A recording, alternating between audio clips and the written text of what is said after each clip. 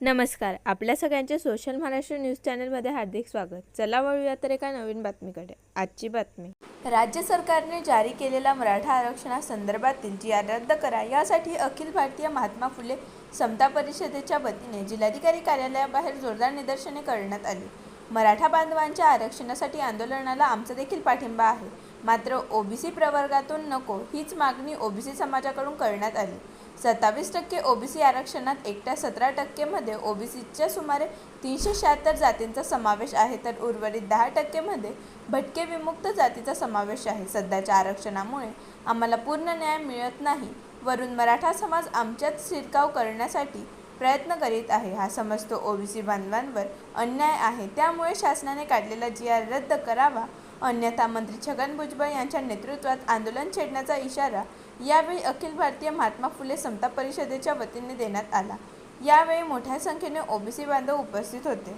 महात्मा फुले समता परिषद धुळे महानगर आणि तसेच समविचारी संघटना, ओबीसी संघटना, एनटी संघटनांतर्फे आज आम्ही सन्मान्य कलेक्टर मॅडमांना निवेदन देण्यासाठी आले आहोत. आमचा मुद्दा एकच आहे की मराठा समाज जो आमचा मोठा बांधव आहे महाराष्ट्रात, त्यांना आरक्षण द्या, परंतु ओबीसी कोट्यातनं नव्हे.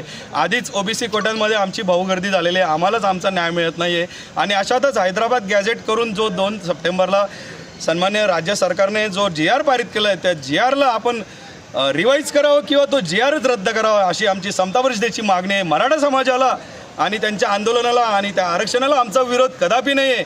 आरक्षण घ्या, जरांगे साहेब आरक्षण घ्या, आम्ही जाणतो तुमचे प्रयत्न, परंतु आमच्यातनं नव्हे.